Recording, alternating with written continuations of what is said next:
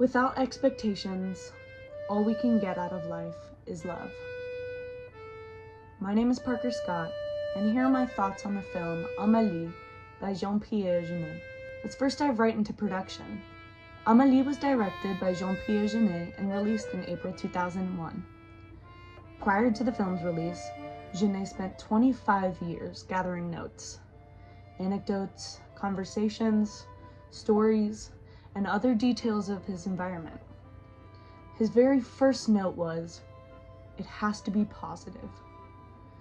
Jeunet really didn't think there were feel-good movies, and he knew he had to create one. The moment Jeunet knew the story he wanted to tell was as follows. While walking down the street, he saw a man with no legs. He was rolling around on a box. Jeunet thought about, in his own words, how shitty life is, and he imagined a world where there was someone that could make it better. And that's when he knew Amélie's purpose. I think Jeunet says it best himself in an interview with Vulture. They asked, if this movie's not about romance, what's it about? Jeunet replies that the story is that because Amélie never asks for something in return for helping people, she wins something. What she wins is love. I'll come back to this idea, but let's first talk about the movie itself. It's a fast-paced collection of stunning images depicting the story of Amélie Poulain, played by Audrey Tautou. Jeunet begins the film with a sequence of fast-paced clips, with a narrator speaking over them. First, a fly is run over by a car. Then we see two glasses on a tablecloth that are made to dance by the wind. Then a man comes home from his best friend's funeral and erases him in his phone book. And then the narrator informs us that all these things are happening at the same time. And what's also happening in this exact moment is that the sperm from Amélie's father has reached her mother's egg, and Amélie has been conceived. This opening scene lays the foundation for what I believe to be a major motif of this film, that everything exists in equal importance. Amélie's conception took up just as much time in the film as the fly being squished. One of Jeunet's biggest inspirations in terms of content was Wings of Desire, and the parts that discuss the little things, such as a raindrop falling on pavement. One of his other biggest inspirations was Once Upon a Time in the West. This film inspired much of his filming techniques.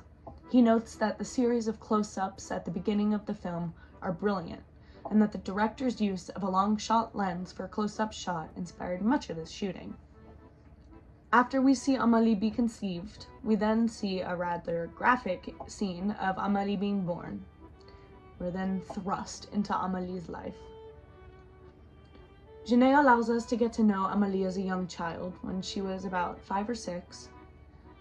The narrator details her explosive imagination, which Jeunet depicts with admittedly terrible CGI, how she became such a loner, and how she became so keen on developing, perchance a mischievous plan.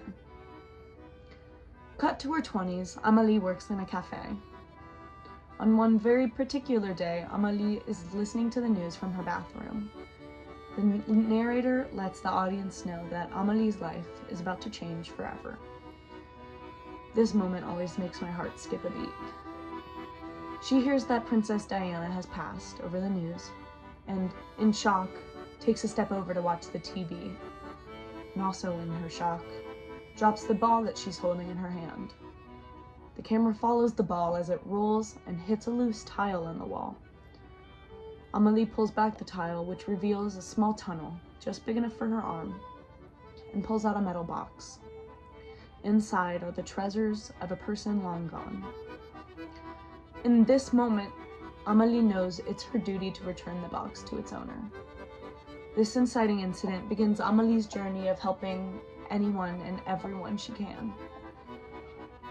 Jean-Pierre Jeunet has described this film as his love letter to Paris, but I believe that the fact that he chose to focus on one individual states that this is his love letter to humans.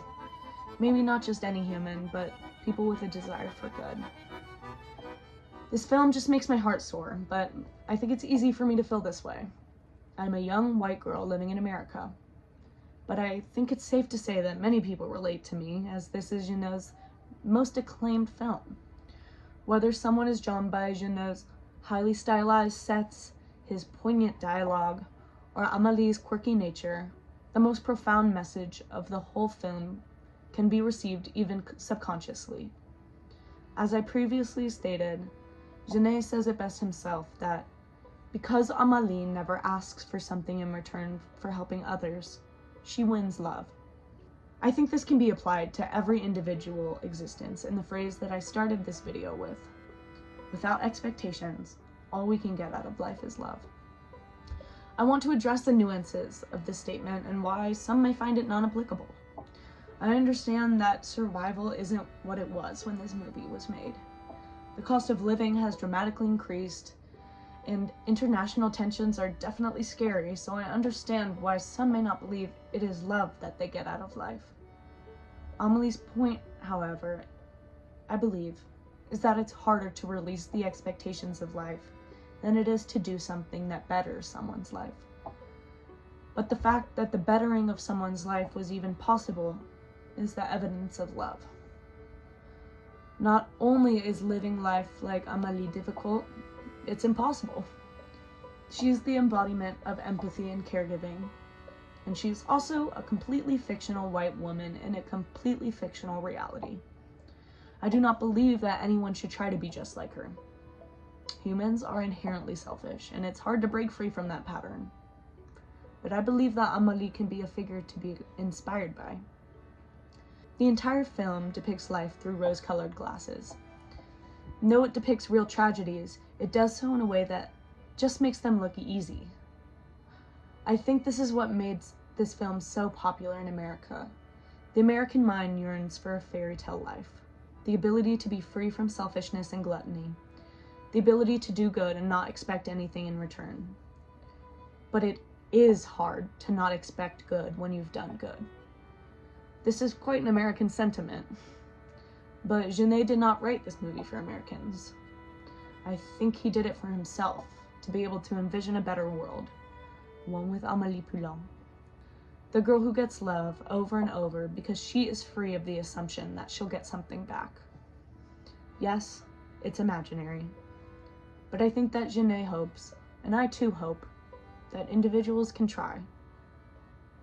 That is all we can do. And then we too can be the glorious victors of love.